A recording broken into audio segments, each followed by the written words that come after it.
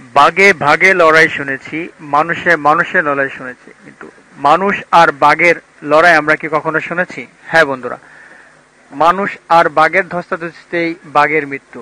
নাটোরের সিংড়া উপজেলার পাঁচপাকিয়া মাঠে গত বুধবার এক কৃষকের সঙ্গে মোসা বাঘের ধস্তাধস্তিতে বাঘের মৃত্যু হয়েছে। গুরুতর আহত হয়েছেন ওই কৃষক। তাকে বগুড়ার শহীদ জিয়াউর রহমান মেডিকেল কলেজ হাসপাতালে ভর্তি করা হয়েছে। স্থানীয় লোকজন জানান, গতকাল বিকেলে উপজেলার খাজুরা ইউনিয়নের দুর্গম এলাকায় পাঁচপকিয়া মাঠে কৃষক মিলন হোসেন ধান খেতে কীটনাশক দিতে যান। সন্ধ্যায় আচমকা একটি মেছো বাঘ তার ঘাড়ে লাফিয়ে পড়ে। বাঘটি তার বাঁ হাতে ও ঘাড়ে কামড়ে রক্তাক্ত জখম করে। প্রাণ বাঁচাতে মিলন বাঘটির গলা চেপে ধরে এবং তার মুখ কাদামাটির ভিতরে ঠেসে ধরেন।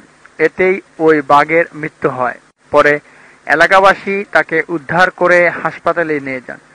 মানুষ আর বাঘের এই কঠিন লড়াইয়ে মানুষেরই জয় হলো। ধন্যবাদ।